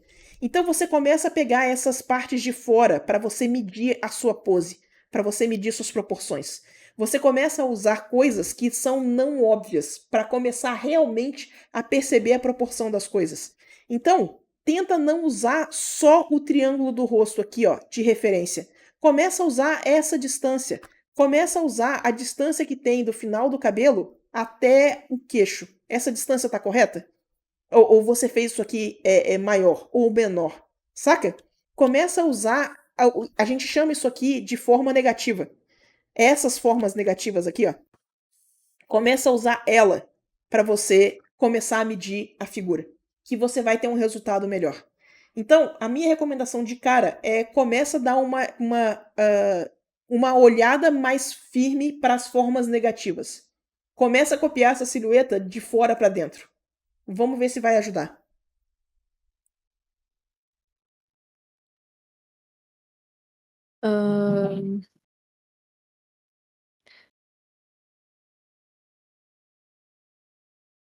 Sula, como desenha nuvens, gás e fumaça? Meu Deus. Com referência. Nuvem é um assunto gigantesco de arte, tá? Pintar nuvem bem, pintar nuvem de uma forma convincente, vai envolver shape, vai envolver tonal, vai envolver material, textura, vai envolver perspectiva atmosférica, vai envolver um bocado de coisa. Então eu não tenho como te passar um passo a passo, é assim que faz nuvem. Usa referência, faz estudo de referência. E aqui mais do que nunca, tá? Quando você estiver fazendo um estudo, lembra da máxima. Você não está só copiando. Você está perguntando para a referência o que você faz de diferente. Vamos supor que olha só, eu tô fazendo a minha nuvem aqui e eu não tô seguindo exatamente a referência. Eu tô só pegando a estrutura básica do tonal dela e tentando reproduzir no meu. Você já consegue ver aqui, ó, o tanto que o meu shape de nuvem é maior do que o da referência. Olha como é que eu tenho o hábito de fazer as nuvens bem mais redondinhas, bem mais bola de algodão, sendo que eu devia estar com uma coisa que é mais um pouquinho parecido com brócoli. Eu devia estar fazendo isso aqui menor. E eu estou fazendo na escala errada. Então, quando você está fazendo o estudo, o que você está fazendo é se perguntando: o que eu estou fazendo de diferente? O que eu posso mudar no meu processo que vai me dar um resultado mais parecido com o que eu quero? E aí você aplica isso no seu resultado depois. Então, usa referência, tenta entender essas regrinhas. Olha só, para essa nuvem aqui, a gente tem a iluminação do céu batendo aqui, né? A gente tem essa parte mais azulada da nuvem. A gente tem a luz passando por dentro da nuvem, então a gente tem subsurface scattering aqui. A gente tem a luz batendo direto na nuvem, que está fazendo as partes brancas. E aí eu vou pegar esses três elementos, a parte azul, a parte do subsurface scattering e a parte branca, e tentar trazer para o meu. Eu crio formulinhas, e nessas fórmulas eu vou tentando reproduzir o que eu estou vendo na minha referência. Com essas fórmulas, uma vez que você criou essa fórmula na sua cabeça, tenta desenhar de imaginação e ver se a fórmula dá certo. Se a fórmula deu certo, ela foi uma boa fórmula, você aprendeu a desenhar algo novo. Sacou? É isso. Senão eu vou me delongar muito nessa resposta também. Você fazendo analogias com comida e eu com fome, Sula. Desculpa! Tá tudo bem. Tentei sofrer calada, não consegui. Calma, tá quase. Tá, ó, são 9h35. Tu quer continuar ou tu quer parar? Tem quantas perguntas na fila? 2, 3, várias. Tem 2, 2, 3, 3, 4, várias. 5, 6, 7. Oh, meu Deus. Vamos fazer um rapidão pra gente terminar as perguntas? Vamos lá, rapidão. Vou. Bate bola. Sula, antigamente, sempre que eu estava cansada ou sem nada pra fazer, eu voltava ao desenho. Mas hoje em dia, eu estudo fundamentos original e quando termino, desenhar é a última coisa que eu quero fazer. Amo desenhar e queria voltar a desenhar por desenhar, como antigamente. E o que tu tem Olha, palavras a dizer sobre isso? cortou um pouquinho, mas eu acho que eu peguei a ideia da pergunta. Olha só. Separa um tempo para você fazer suas coisas de imaginação. Eu sei que isso é complicado, porque olha só, desde que eu comecei a trabalhar, eu tenho ficado muito presa no ritmo de trabalho. Eu praticamente só produzia para o trabalho. Então, quando eu criei o Apoia-se, quando eu criei os membros do YouTube, foi um jeito, um incentivo para mim mesmo, para eu começar a criar peças pessoais, para eu me dar espaço para eu ter arte pessoal de novo. E foi extremamente revigorante. Então, sério, separa um tempo pra você, um tempo pra você desenhar pra você sem culpa. É importante essa parte. De novo, volta um pouquinho no adesivo lá. Você não consegue servir de um bule vazio, sabe? Você não tem como encher uma xícara se você não tiver com o bule cheio. E a parte de você estar com o bule cheio é exatamente você fazer as coisas que você quer. Consumir uma coisa legal, desenhar as coisas pra você. Então separe esse tempo pra você. Ele é importante, sabe? Você não precisa passar todo o seu tempo praticando. E no final das contas, sério, todas as pinceladas contam. Toda pincelada é experiência. Quando você estiver desenhando as suas coisas, você está pegando tudo que você estudou e colocando em prática. Então, se ajudar, se tirar um pouco da culpa de produzir as coisas para você, chama isso de aplicação. Você está aplicando os estudos, você está reforçando tudo que você estudou. E vai desenhar. Desenha os trem para você e divirta-se. Tia Sula deixou. Certo? O que mais? Vamos lá, rapidinho. Desculpa, picotou porque o Yukito latiu. Aí eu acho que o microfone me cortou. Não, sem problema. Sula, esses dias um amigo mencionou comigo que as artes dele ficaram com cores diferentes comparados com a tela do celular e o monitor. Sabe dizer por que isso acontece? Sim, porque cada tela tem uma calibragem diferente. E aí, sabe essa coisa do pessoal te vendendo tela super HD com não sei o quê, e a TV com Ultra Motion, e tudo tem processamento de cor hoje em dia. É um inferno, é uma desgraça. Não lute contra as telas, só aceita, vai distorcer, era isso. Faz ficar bom no seu celular, faz ficar bom na sua tela, e não se preocupa tanto com a tela dos outros. Tudo que eles estão consumindo está distorcido também. Então, parte do princípio que você está entendendo, que a pessoa está entendendo que tudo está distorcido. Ela vai ver sua imagem distorcida, porque todo o resto está distorcido também, sabe? Então, não se preocupa tanto com isso. Mas é impossível conseguir qualquer coerência entre as telas, entre as marcas. Se você pegar um Samsung, se você pegar um iPhone, completamente diferente, e aí você vai para TV LG, completamente diferente, aí você vem para o monitor, aí tem o monitor gamer, aí tem o monitor TN, aí tem o IPS, aí tem, olha, não se preocupa com isso. Faz ficar bom no seu monitor e entrega para Deus, saca? Não é arte, mas o dia que a gente saiu pra jantar tirou a mesma foto, cada uma com seu celular e ficou absolutamente muito diferente. Exato. Boa noite, Sula! E me chamaram de Sulinha. Achei fofo. Vim agradecer a você por ser minha inspiração. Você que mostrou o caminho e me fez reconhecer minha paixão pela arte. Meu Deus do céu. E desistir de uma faculdade de TI de 2 anos. Muito obrigada. Foram 2 anos muito depressivos. Obrigada pelo parênteses. Foi importante. Eu fiquei meio nervosa. Boa sorte. Bora estudar arte. Bora fazer essa profissão funcionar. Vamos nós. Sula, estou passando por um downgrade. Como reverter esse processo? Eu estou com medo de pintar. Não! Não é downgrade, não. Cadê o gráfico? Cadê o gráfico? Eu tenho o gráfico aqui em algum lugar? Pera aí. Eu acho que ele tá pinado no geral. Ele tá pinado no geral, não tá? Pois é, o gráfico é importante. Pera aí. Pera aí que eu preciso do gráfico. Esse aqui, ó. Aham. Olha só. O gráfico está pinado no geral do Discord, porque esse gráfico é importante. A gente tem a nossa percepção, a forma como a gente encara a própria arte, ela é volátil, tá? O que acontece? À medida que a gente vai estudando, a gente vai ficando mais exigente. A gente vai começando a entender erros novos. A gente vai começando a entender coisas que a gente podia ter feito melhor. Então a gente vai olhar para trás e tudo vai parecer pior. E aí o que vai acontecer? A gente vai pegar e a gente vai produzir, a gente vai estudar e a gente vai estudar um tanto e a nossa arte vai passar em cima da nossa percepção. E aí a gente tem os momentos de euforia. Caraca, isso ficou muito foda, como é que eu consegui fazer isso? Que massa! E aí você vai continuar estudando e a sua percepção vai passar de novo.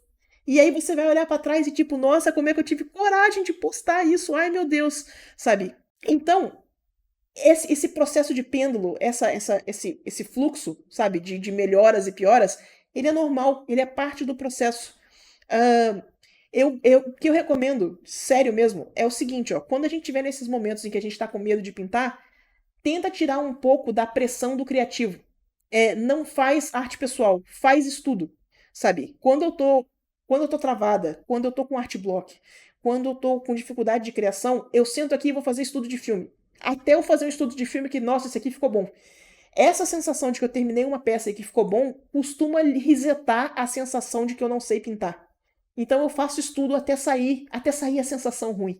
E a parte boa de fazer estudo é que você não precisa inventar nada, é só você confiar no estudo.